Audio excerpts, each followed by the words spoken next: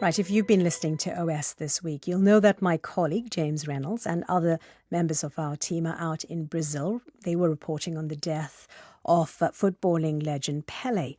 But there's also been other big news story in Brazil this week. Over the weekend, Brazil got a new president, Luiz Inácio da Silva, known as Lula. He replaced Jair Bolsonaro, who's now reportedly gone to the United States. Now, when the OS team goes out on the road, we like to meet up with our correspondents across the world, and especially to correspondents covering stories locally, to ask them about the stories in their countries and the way in which they cover them. So James met up with Camila Motta and João Fele from BBC Brazil. Now, you might have heard them here on OS, in fact. They all sat together at a busy cafe in Sao Paulo, and João started by reflecting on the two big news stories to come out of Brazil over the past week. I was thinking this morning that it feels to me that Pelé's death was mourned more abroad than in Brazil.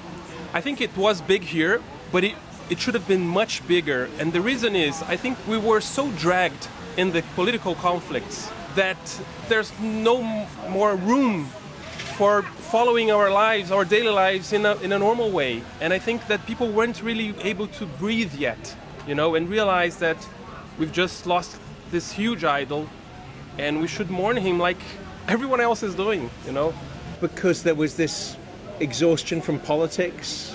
Yeah, and people were not even sure what was going to happen on Inauguration Day. There was this fear that Brazil might repeat what happened in the U.S., the Capitol riots in January 6, 2021. So there was a lot of tension about what might happen on January 1st. What did happen in the end? Well, it was very peace and quiet, right, João? Yes. I think we're still waiting to see, I am at least skeptical, thinking, is this fight really over, Although we've had a peaceful shift in the government. Lula was sworn in and there were no major incidents. I think we're all waiting to see how Bolsonaro supporters will react, We know a lot of people have guns and were planning to take action, to prevent Brazil from becoming what they say like a communist country. And I think it's, too early to say what will happen.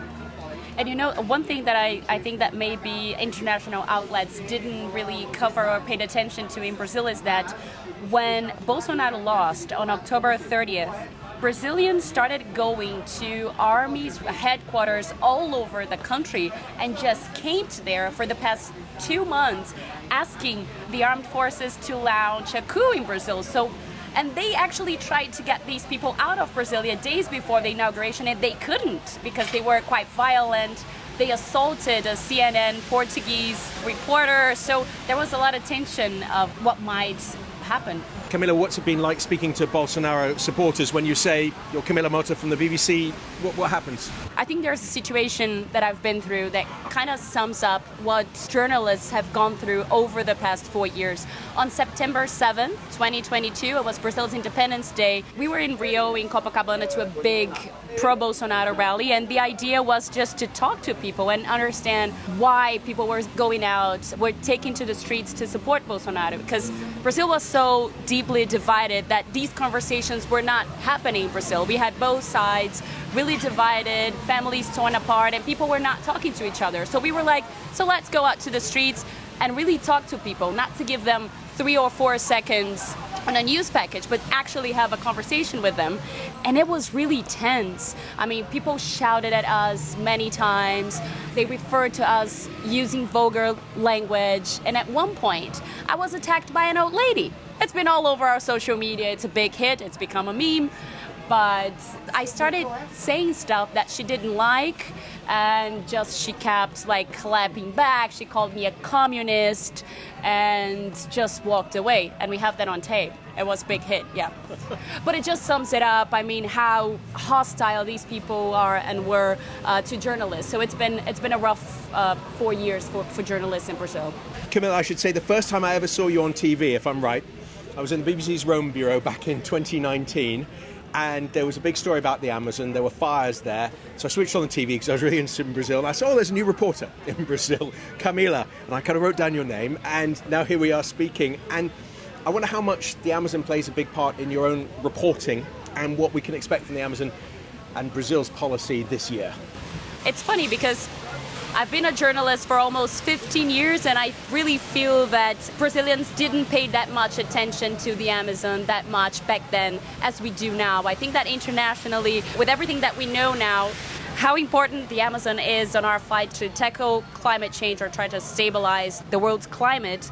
So people have been paying more attention to it, especially international outlets. We've been so caught up on the petty day-to-day politics that whenever I get a question from you or from international presenters asking about the Amazon, I'm like, right, this matters to the whole world. So that's why all eyes are on the Amazon and on us and on Lula now. Joao, what is his Amazon policy? Well, it's very complicated, but I can tell you what Lula did when he was president.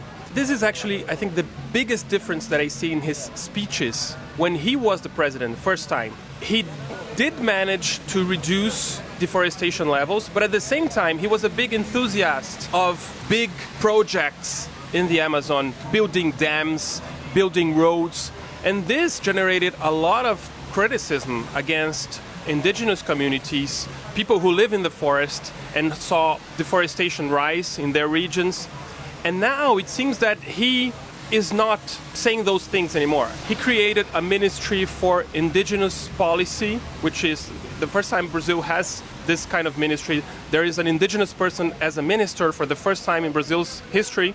He was elected saying that tackling deforestation in the Amazon will be a priority, but we still don't really know if he really changed his mind on the other ideas he had about developing the Amazon. You mentioned Bolsonaro there. He left the country the day before the handover and has most recently been seen at the time that we're speaking in Florida. There was a picture of him, I think, in a Kentucky Fried Chicken. What is 2023 got in store for Jair Bolsonaro? So a lot of people, I'm sure, a lot of members of the police, federal police, investigators of all sorts are now looking into details of his administration. There are already some lawsuits against him and against his sons, and he will have to fight them in court for sure. I know a lot of people really want to see him in jail and think there are reasons to put him in jail, so he'll have to defend himself now. And you know, this is the first time, I think, in 28, 30 years that he doesn't have the protection that he did because he was a politician. Because he was a councilman in Rio, then a member of the federal lower house, then a president. So he couldn't be tried in normal courts in Brazil because he had immunity. He had that privilege because of the Brazilian legislation. So this is the first time in 30 years that that's not the case. So we're really anxious to see what is going to happen with him. I imagine we could probably talk about politics for many more hours because, as you said, Camilla, Brazilians have been speaking about politics since 2014, leading to exhaustion. So how do you guys, as a BBC Brazil team, manage to switch off, to not think about the news? It's really hard because these last years, I think we work with politics, we cover politics, and then we get home and we hear our parents complaining because one voted Bolsonaro, the other one voted for Lula. The families are divided. It's really impossible to switch off. I think what I try to do is I have this land in the outskirts of São Paulo where I go there and stay on my own, just pruning plants and, growing fruits and vegetables and, my cell phone doesn't work there. I spend there the whole day, and it's like when I'm there, I don't think in anything else. So that's therapy for me. Yeah, João it's known for being our jungle man in the newsroom. He's a beekeeper, okay? So he knows how to switch off, no matter how hard it is. But for me, it's also been very hard. Actually, just this morning, I was checking the family WhatsApp group. WhatsApp, it's really big in Brazil. And I was just like, oh my God, another fake news. Will I debunk it? Will I just take my time to just tell to my aunt, hey, you gotta look up what you're sharing on social media. It's not okay to do that. So it seems that it's been really hard to switch off. I think that for me, it's running, cleaning the house, putting music really loud, having a drink,